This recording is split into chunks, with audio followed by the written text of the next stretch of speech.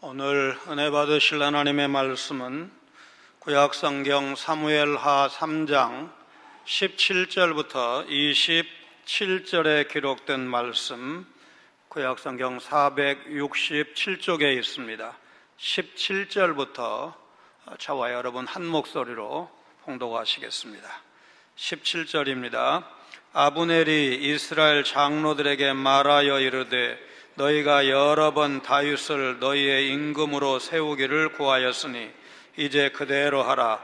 여호와께서 이미 다윗에 대하여 말씀하시기를 내가 내 종 다윗의 손으로 백성 이스라엘을 구원하여 블레셋 사람의 손과 모든 대적의 손에서 벗어나게 하리라 하셨음이니라 하고, 아브넬이 또 베냐민 사람의 귀에 말하고, 아브넬이 이스라엘과 베냐민의 온 집이 선하게 여기는 모든 것을 다윗의 귀에 말하려고 헤브론으로 가니라. 아브넬이 부하 20명과 더불어 헤브론에 이르러 다윗에게 나아가니, 다윗이 아브넬과 그와 함께한 사람을 위하여 잔치를 배설하였더라. 아브넬이 다윗에게 말하되 내가 일어나 가서 온 이스라엘 무리를 내 주 왕의 앞에 모아 더불어 언약을 맺게 하고 마음에 원하시는 대로 모든 것을 다스리게 하리이다 하니, 이에 다윗이 아브넬을 보내매 그가 평안히 가니라. 다윗의 신복들과 요압이 적군을 치고 크게 노력한 물건을 가지고 돌아오니, 아브넬은 이미 보냄을 받아 평안히 갔고 다윗과 함께 헤브론에 있지 아니한 때라. 요압 및 요압과 함께한 모든 군사가 돌아오매 어떤 사람이 요압에게 말하여 이르되 넬의 아들 아브넬이 왕에게 왔더니 왕이 보내매 그가 평안히 갔나이다 하니, 요압이 왕에게 나아가 이르되 어찌하심이니까? 아브넬이 왕에게 나아왔거늘 어찌하여 그를 보내 잘 가게 하셨나이까? 왕도 아시려니와 넬의 아들 아브넬이 온 것은 왕을 속임이라.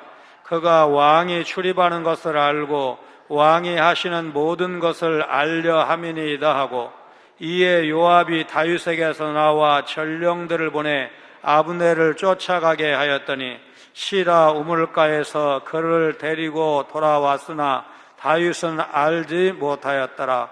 아브넬이 헤브론으로 돌아오매 요압이 더불어 조용히 말하려는 듯이 그를 데리고 성문 안으로 들어가 거기서 배를 찔러 죽이니, 이는 자기의 동생 아사엘의 피로 말미암음이더라. 아멘. 며칠 전에 주목할 판결 하나가 나왔습니다. 법원에 대한 사망 선고라는 야당 측의 거센 반발은 어느 정도 예상된 것이라고 해도 대장동 법꾸라지들의 기름 발라준 판결이라는 유력 보수 신문의 반응 등 거의가 비판 일색이었습니다. 화천대유 1호 사원으로 5, 6년 근무한 연봉 4천여만 원 받던 젊은 대리에게 퇴직금으로 50억 원을 주었는데, 청와대 민정수석 출신의 그 아버지와는 따로 살기 때문에 사회통념상 이례적으로 과다하다는 사실을 인정하면서도 무죄 판결을 내린 것입니다. 우리 교회의 명사 초청 강사로 다녀가신 김황식 전 국무총리는 대법관 출신이십니다. 감동을 주는 양형이라는 제목의 신문 칼럼을 읽었습니다. 법관은 법과 양심에 따라 판결한다고 되어 있지만 범죄자의 딱한 형편을 감안해서 선처를 하고 싶지만 성문법 국가인 우리나라 법 체계상 판사 마음대로 할 수 없는 그런 고뇌를 적은 글이었습니다. 전문가들은 검찰의 장난이다, 판사의 잘못된 판결이다 주장이 엇갈리던데, 다른 직원에게 준 퇴직금은 2억 원에 불과했다고 합니다. 이 판결에 원고, 피고 측 다 불복했기 때문에 앞으로 고등법원, 대법원, 상급심을 지켜봐야 하겠지만 현재로서는 허탈해하는 국민이 많은 것으로 보입니다. 세상 돌아가는 것을 보면 정치, 경제, 언론, 스포츠, 심지어 교계와 학교에서조차 거짓과 편법을 통해 성공 가도를 달리는, 별로 착하지 않은 사람이 착하고 바른 사람보다 더 잘되고 더 크게 출세하고 성공하는 것처럼 보일 때가 비일비재합니다. 교회 안의 성도들의 삶을 들여다봐도 혼란스러울 때가 없지 않은 것은 마찬가지입니다. 여러분, 신앙생활의 기본이 무엇입니까? 예배 출석과 헌금, 봉사와 섬김 등 여러 면에서 믿음 생활 열심히 하는 모범적인 신앙인보다 등록만 되어 있을 뿐인 명목상의 신자가 오히려 세상적인 기준으로는 더 잘되는 것을 가끔 볼 수 있습니다. 그럴 때 한두 마디 말로 그건 이래서 뭐 이런 겁니다, 간단 명료하게 설명하기가 쉽지는 않습니다. 17절부터 19절 전반절을 보면 아브넬이 다윗을 만나기 전에 사전 공작을 합니다. 지난 시간 죽은 아버지 사울왕의 첩 리스바와 실력자 아브넬 장군이 통관한 사건에 대해서 사울의 아들인 이스보셋 왕이 그 잘못을 지적한 일로 서로 등지게 된 일이 있었다는 사실을 우리가 살펴봤습니다. 이에 아브넬은 이스보셋을 떠나서 유다왕 다윗에게 충성하기로 결심을 하고 다윗을 온 이스라엘의 왕으로 삼기 위해서 먼저 이스라엘 내부에서 자신이 할 수 있는 일을 합니다. 그는 이스라엘 사람들에게 영향력을 행사할 수 있는 백성의 장로들을 찾아갑니다. 그리고 이스라엘 장로들이 여러 번에 걸쳐서 다윗을 왕으로 삼으려 했다는 사실을 상기시킵니다. 그런 장로들을 향해서 당신들 그전부터 여러 차례 다윗을 왕으로 모시자고 했지 않소? 이제 그대로 합시다. 때가 됐으니까 그 일을 속히 추진해서 내 종 다윗의 손으로 내 백성 이스라엘을 구원하리라 하신 여호와 하나님의 말씀을 성취하는 일에 장로들이 동참할 것을 촉구합니다. 여호와께서 다윗을 통해 이루시려는 구원은 블레셋 사람들의 손과 모든 대적의 손에서 그 백성을 건지는 일이었습니다. 아브넬은 자신과 이스보셋이 속한 베냐민 지파 사람들에게도 비슷한 설득을 함으로써 그들의 동의를 얻는 데 성공한 것으로 보입니다. 여러분, 아브넬이 누굽니까? 이 사람은 이기적이고 욕심과 권력을 따라 움직이는 얄팍한 사람이었고, 이제 자신이 세운 이스보셋 왕을 버리고 점점 강해지고 있는 다윗 편에 서려는 속셈이었습니다. 아브넬은 이스라엘 장로들을 모아서 다윗을 임금으로 세우자고 제안을 합니다. 그런데 놀랍게도 하나님은 아브넬의 그 악한 계획을 선으로 바꾸어서 역사하셨습니다. 아브넬의 이 계획을 통해서 온 이스라엘이 동족 상잔의 피비린내 나는 전쟁 없이 다윗에게 돌아오도록 인도하신 것입니다. 요셉의 형들은 아버지의 청애를 받는 동생을 미워해서 미디안 대상들에게 은 20개를 받고 싼 값에 팔아버렸지만, 하나님은 형들의 그 악한 일을 통해서 후일 이스라엘 민족을 살리는 놀라운 구원 역사를 행하신 사실을 우리가 기억하고 있습니다. 창세기 45장 5절 말씀 다시 띄워주세요. 같이 읽습니다. 당신들이 나를 이곳에 팔았다고 해서 근심하지 마소서, 한탄하지 마소서. 하나님이 생명을 구원하시려고 나를 당신들보다 먼저 보내셨나이다. 역사의 배후에서 일하시는 하나님을 믿음의 눈으로 볼 때 악인의 교묘하고도 악랄한 방해에도 불구하고 결국 만세전부터 계획하신 선한 일을 이루어 가시는 하나님을 체험할 수가 있습니다. 영국을 빛낸 백인의 유인 중 한 사람으로 선정된 유토피아의 저자 토마스 무어는 세속인은 영적 지도자가 될 수 없다, 그러면서 왕이 교회 수장이 되는 것을 반대하다 순교를 당하게 됩니다.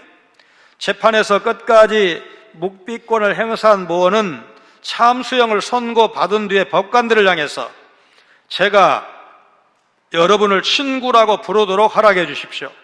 바울이 스데반을 죽였지만 나중에는 같은 일 하는 동역자가 되었듯이 여러분과 저도 나중에 하늘나라에서 만날 때는 친구가 되었으면 합니다. 그러자 대법관들은 모어의 말에 감명을 받고 묻습니다. 당신에게 사형을 선고한 우리에게 좋은 말로 위로해주는 이유가 무엇입니까? 주님이 저에게 긍휼을 베풀어 주셨기 때문입니다. 토마스 모어가 세상을 떠나기 전 마지막으로 남긴 말은 재판관과 자기 목을 치는 사형 집행인의 죄책감을 덜어주기 위한 말이었습니다. 진정으로 천국을 믿는 성도의 삶은 세상의 핍박과 환난에 굴하지 않습니다. 십자가 위에서 끝까지 사람들을 사랑하시며 용서하셨던 주님의 사랑이 우리 성도들 속에도 있기 때문에 그렇습니다. 지금 교회 안에도 이기적인 마음과 악한 동기로 행하는 자들이 없다고 말할 수 없습니다. 송도 중앙교회 건축할 때 1억 원을 헌금하겠다고 약속을 했으니까 소요 예산의 30%가 넘는 거액을 헌금하겠다고 한 것입니다. 그런데 나중에 그 사람의 속셈이 드러났습니다. 공사 시공업자와 짜고 액수를 부풀려서 계약을 하고 자기는 그 차액을 헌금하는 것처럼 목사님과 교인들을 속이려고 한 것입니다. 우리 변호사 장로님이 나서서 원만하게 해결하고 나서야 건축을 몇 개월 만에 재개할 수가 있었습니다. 이 사람의 긍정적인 측면은 그래도 헌금을 많이 한다는 사람이 나오니까 건축을 시작하게 한 것까지는 그래도 그 기여를 했다, 아마 그렇게 말할 수 있을 것입니다. 교회와 지체를 이용해서 자신의 욕심만을 채우려는 사람들이 전국교회 곳곳에 목회자도 있고 성도들도 있고 그런 소식을 자주 듣습니다. 그러나 하나님은 이들의 악을 이용해서 선을 이루시고 당신의 교회를 든든히 세워 나간다는 사실입니다. 시편 시인의 입을 통해서 성경이 말씀하십니다. 시편 37편 1절 2절 같이 읽습니다. 악을 행하는 자들 때문에 불평하지 말며 불의를 행하는 자들을 시기하지 말지어다. 그들은 풀과 같이 속히 배임을 당할 것이며 푸른 채소같이 쇠잔할 것이미로다. 92편 7절도 같이 읽습니다. 악인들은 풀같이 자라고 악을 행하는 자들은 다 흥왕할지라도 영원히 멸망하리이다. 지난 목요일 날 교육위원회가 모였는데 단독주택에 사시는 두 분이 여름에 잡초 제거가 쉽지 않다라는 말을 했습니다. 조금 바빠서 며칠 손 놓고 방치하면 이 잡초가 얼마나 빨리 자라는지, 곡식은 그렇지 않잖아요. 여러분, 장마철의 잡초처럼 급성장하는 악인의 모습을 보고 너무 불평하거나 좌절하지 않으시길 바랍니다. 그것조차 선으로 바꾸신 하나님이 우리 인생을 책임져 주시고 교회도 든든히 서도록 역사하신다는 사실입니다. 19절 하반절부터 21절은 아브넬이 언약 중재자 역할을 자처하는 이야기입니다. 아브넬은 이제 이스라엘과 베냐민 지파 전체가 마음을 모은 사실을 전달하기 위해서 헤브론에 있는 다윗 왕을 찾아갑니다. 다윗이 데려오기를 요구했던 미갈도 이때 함께 갔을 것입니다. 다윗은 부하 20명을 데리고 자신을 찾아온 아브넬을 환영하는 의미에서 성대한 잔치를 열었습니다. 아브넬은 자신이 이스라엘로 돌아가면 온 이스라엘 무리가 다윗 왕 앞에서 언약을 맺게 하고 다윗이 모든 지역을 다스릴 수 있게 하겠다고 약속을 합니다. 조그만 지파 유다 족속의 왕인 다윗을 12지파 전체 이스라엘의 왕으로 추대하겠다고 하니까 다윗으로서는 매우 기뻤을 것입니다. 북쪽 왕국의 실권자인 아브넬의 이런 계획과 약속에 동의한 다윗은 아브넬을 평안히 보내서 이스라엘 땅으로 돌아가게 했습니다. 스웨덴의 18살 청년이 성공의 꿈을 안고 혈혈단신 미국 동부 지역으로 이민을 떠났습니다. 부푼 꿈을 품고 떠났지만 경제 상황이 어려웠던 당시 미국에서 일자리를 얻기는 쉽지가 않았습니다.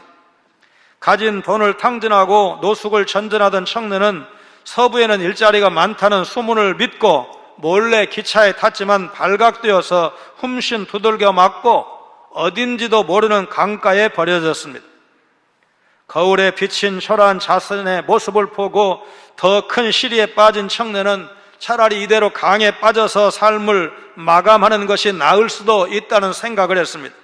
자신도 모르게 강물에 몸을 담그는 순간 스웨덴에서 종종 읽었던 성경 말씀이 떠올랐습니다. 내가 선한 싸움을 싸우고 나의 달려갈 길을 마치고 믿음을 지켰으니 지금까지 신세 한탄만 했지 사도 바울처럼 정말로 치열하게 노력해 본 적이 없다는 사실을 깨달은 청년은 다시 힘을 주시는 하나님을 바라보고 새롭게 출발하겠다고 도전했습니다. 정유회사 중역을 거쳐서 미국 몬태나주의 14대 주지사, 1953년부터 1961년까지 8년 동안 이제 주지사를 역임한 휴고 에런슨의 젊은 시절 이야기입니다. 뒤를 돌아보지 않고 앞을 향해서 최선을 다하는 믿음의 사람만이 신앙의 경주에서 승리할 수가 있습니다. 하나님이 선을 이루실 것을 믿지만 악인도 여전히 잘 되는 것을 볼 때 곤혹스러움을 숨길 수가 없습니다. 여러분, 우리가 좀 조급한 편 아닙니까? 아브넬은 자기 장로들을 설득한 후에 바로 다윗에게 갔고 이 모든 말을 전한 후에 다윗과 언약 맺을 것을 약속했습니다. 이때까지만 해도 아브넬의 계획이 순탄하게 이루어진 것처럼 보였습니다. 그러나 아브넬의 결말이 어떻게 됩니까? 교회 안에서도 앞서 말씀드린 요셉의 형들처럼 때로 순수하지 못한 사람의 계력이 성공하는 것처럼 대상에게 팔아서 애굽으로 갔으니까 이제 깜짝같이 없애는데 성공한 것처럼 보이지만 그것이 끝까지 갈 수는 없습니다. 잠시 성공한 것처럼 보여도 결국은 하나님의 뜻대로 이루어지고 하나님만이 성공하십니다.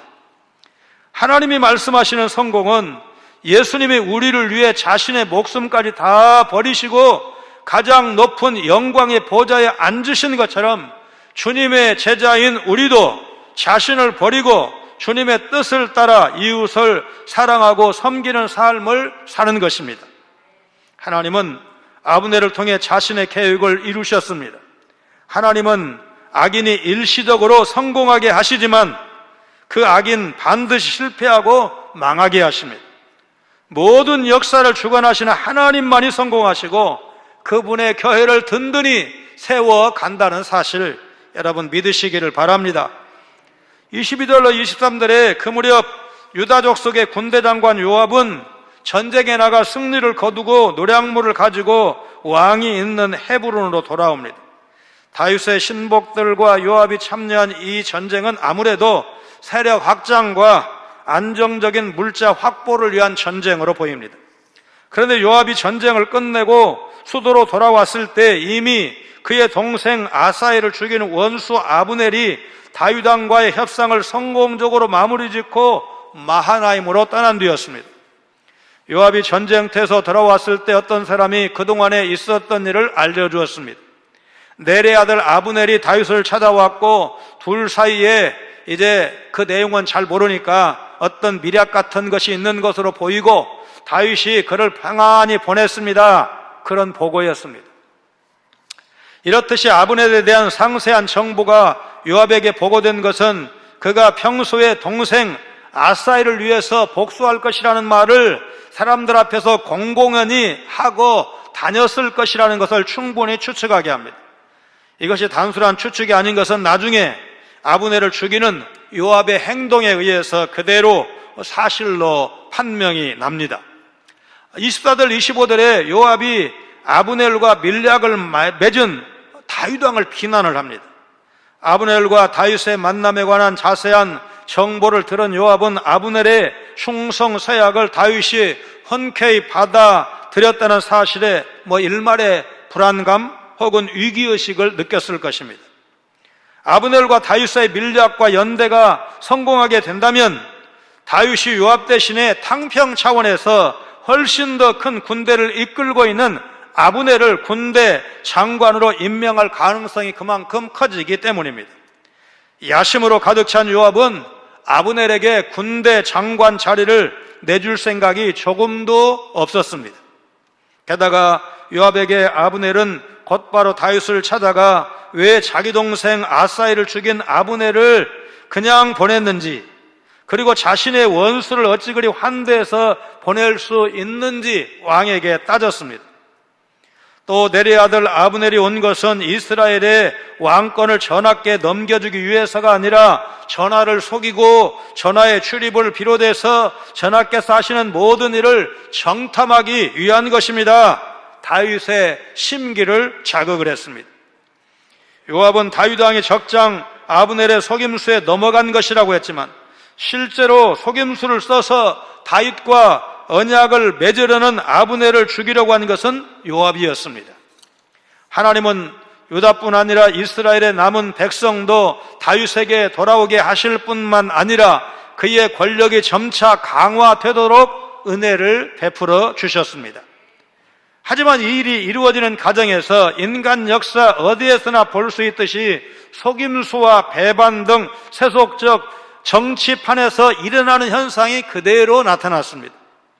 사울의 아들 이스보셋을 왕으로 세워서 권세를 누리던 아브넬이 라이벌이라고 할 수 있는 다윗에게 협상을 요청하고 이것을 긍정적으로 받아들인 다윗과 달리 그의 옆에서 권력을 누리던 요압은 자신의 권력 기반이 허물어질 것을 염려했을 것이고 그래서 이거를 막겠다고 생각을 했을 것입니다.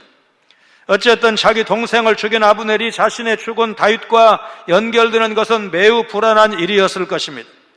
결국 충성을 다하는 것처럼 보였던 요압은 아직 권력 기반이 취약하던 왕에게 대들었습니다. 그러나 하나님이 은혜를 주시면 자신의 군대 장관 요압을 버릴 수도 없고 언약을 맺자고 하는 다수파 실세 아브넬의 제안을 거절할 수도 없는 복잡한 상황 가운데서도 하나님은 가만히 계시지 않습니다. 이 일을 주도하십니다. 그래서 우리는 하나님을 끝까지 신뢰하고 하나님께 충성을 다해야 합니다. 26절로 27절에 다윗 군대의 장군 요압이 적장 아브넬을 죽입니다.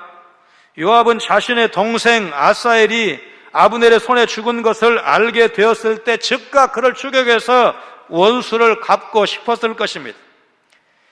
그러나 소수 군대를 지휘하고 있던 요압으로서는 당시 군사력이 크게 열세인 상황에서 사울 곁에서 평생 동안 전장을 누빈 아브넬을 죽이는 일이 수월하지 않았을 것입니다. 그렇다고 해서 요압이 자기 동생 아사엘의 죽음에 대한 복수의 칼날을 거두었느냐? 그렇지는 않습니다. 적절한 시기를 모색하고 있었을 것입니다. 인내심을 갖고 기다리면 복수할 수 있는 적절한 때가 올 것으로 생각했고 드디어 그 기회가 온 것입니다. 아브넬이 20명 소수의 부하만 거느리고 제발로 헤브론에 왔다가 조금 전에 떠난 것을 알게 되었을 때 전령을 보내서 그를 다시 이제 헤브론으로 돌아오게 한 것입니다. 아이러니한 것은 아브넬이 다윗을 속이고 그의 불순한 계획을 이루려고 한다면서 다윗 앞에서 아브넬을 비난했던 요압이 이제 오히려 다윗 왕 모르게 아브넬을 죽이려는 불순한 계획을 이루기 위해서 속임수를 써서 그를 헤브론으로 데려왔다는 사실입니다. 요압이 보낸 전령의 말을 들은 아브넬은 헤브론으로 다시 돌아왔습니다. 그러다 요압은 조용히 이제 귓속말이라도 하려는 듯 성문 안으로 그를 데리고 들어가서 그를 찔러 죽였습니다. 아브넬을 죽인 명분, 동생 아사엘의 피에 대한 복수였습니다. 하지만 그보다 더 큰 이유는 아브넬과 다윗의 연대와 밀약이 성공을 거두면 자신의 위치가 박탈될까 봐서, 쫓겨날까 봐서 사전에 아브넬을 확실하게 제거하려 했던 것입니다. 같은 직위에서 같은 일을 해도 하나님의 뜻을 따라 바르게 처리하는 사람은 세상을 이끄는 지도자, 리더가 되지만 사욕을 따라 처리하는 사람은 사람 위에 군림하는 보스일 뿐입니다. 아무리 사회적 지위가 높고 성공한 삶이라 하더라도 보수 수준에 머문다면 진정으로 성공한 사람이라고 말할 수는 없을 것입니다. 미국의 전설적인 저널리스트 시드니 해리스가 말한 승자와 패자의 차이점 7가지입니다. 패자는 승리에도 두려워하지만 승자는 패배도 두려워하지 않는다. 패자는 날이 밝기를 기다리지만 승자는 새벽을 깨운다. 패자는 욕심을 따라 움직이지만 승자는 비전을 쫓아 움직인다. 패자는 말로 행동을 변호하지만 승자는 행동으로 말을 증명한다. 패자는 기회를 다음으로 미루지만 승자는 지금 즉시 뛰어든다. 패자는 대책 없이 비판하지만 승자는 비판에도 대책을 세운다. 패자는 구름 속에 비를 보지만 승자는 구름 위에 태양을 본다. 눈앞에 일만 보는 사람은 세상에 끌려다니면서 패자가 되지만 눈을 들어 하늘을 보는 사람은 주님의 인도를 받으면서 승자가 될 것입니다.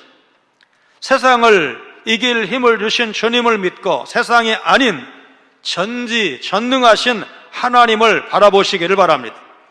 세상을 볼 때 패배하지만 전능하신 하나님을 바라볼 때 승리한다는 사실 여러분 믿으시기를 바랍니다. 삶도 신앙도 성공하는 승리자의 삶을 살게 하여 주옵소서. 그렇게 기도하시기를 바랍니다. 악인의 종말을 생각해 봅니다. 아브넬은 다윗과의 협상을 성공적으로 마치고 평안히 돌아갔다고 했는데 그가 정말 평안한 여생을 보냈을까? 요압에게 죽었지 않습니까? 다 성공한 것처럼 보였지만 아브넬의 결말은 비참했습니다. 하나님은 교회를 대적하고 악을 행하는 자들을 절대로 그냥 두지 않으십니다. 악을 선으로 바꿔서 자신의 선하신 뜻을 이루시지만 그들이 지은 악에 대해서는 반드시 심판하십니다. 요셉의 형들도 믿음의 조상들이기 때문에 그 사람들을 악인이다, 성경적인 의미에서 그렇게 말하는 게 쉽지 않지만 어쨌든 동생을 팔아먹는 못된 형들, 나중에 어린 시절 요셉이 꾸었던 꿈대로 그대로 다 아우한테 절하는 그런 치욕을 겪었습니다. 오늘 우리도 하나님께서 일하시는 방식을 기억을 하면서 살아가야 합니다. 교회를 회방하고 악을 행하는 자들을 바른 절차대로 치리하고 끝까지 회개하지 않으면 교회 공동체의 보다 큰 질서를 위해서, 교회 권위를 위해서 공동체에서 쫓아내야 합니다. 공의로 심판하시는 하나님을 따라 그분의 몸된 교회는 교회 안에 들어온 악한 자들, 교회의 거룩함을 지키기 위해서 치리가 꼭 필요하면 치리를 해야 합니다. 여러분, 사주나 관상이나 토정비결, 신년 운세, 흥미로 옆집에 사는 아무개가 같이 가자고 하도 졸라서 같이 가시면 안 됩니다. 그런데 돈 쓰시면 안 됩니다. 하나님께서 싫어하시는 하고 잘 되기를 바라면 그것은 잘못입니다. 여러분, 교회의 모습이 겉으로는 세상 권력에 비교할 수 없을 만큼 약해 보이는 것이 사실이지만 심판하시는 공의의 하나님이 친히 다스리시는 거룩한 공동체가 교회라는 사실을 포기할 수 없고 그 사실을 세상 믿지 않는 사람들에게까지 드러날 책임이 우리에게 있다는 사실을 여러분 믿으시기를 바랍니다. 하나님은 악인의 일까지 선으로 바꾸셔서 그분의 선하신 뜻을 다 성취하십니다. 악인을 심판하시는 하나님을 기억하고 우리도 주님 오시는 그날까지 교회 공동체의 거룩함을 지켜가야 한다는 사실 여러분 믿으시기를 주의 이름으로 축원합니다. 거룩하신 하나님, 아브넬 같은 악인이 정욕과 분노로 계획을 도모할지라도 하나님은 하나님 나라를 위해 그것까지도 선으로 바꾸어 가신다는 사실을 알게 해주시니 감사를 드립니다. 초대교회부터 지금까지 교회 역사를 볼 때 대적 없이 교회가 태평성대를 누렸던 적은 없었다는 사실을 기억하며 오늘 우리 교회가 극복해야 할 대적이 무엇인지 바로 분별하게 하시고 확실히 대처할 수 있도록 함께하여 주옵소서. 악인이 일시적으로 성공하는 것처럼 보이지만 결국에는 하나님의 뜻과 계획대로 반드시 성취된다는 사실을 기억하며 오늘 교회가 마땅히 해야 할 일을 감당해낼 수 있도록 우리 모두의 마음을 하나로 모아 주옵소서. 악인이 교회를 회방할 때 하나님의 공의로우신 심판을 기대하며 그들을 책망하고 교회에서 쫓아내야 한다는 사실도 잊지 않고 교회의 거룩함을 지켜갈 수 있도록 우리 모두가 남은 세월 살아갈 때 하나님이 이 말씀을 꼭 지키고 순종하는 저희들이 되게 하여 주옵소서. 예수님 거룩하신 이름으로 간절히 기도하옵나이다. 아멘.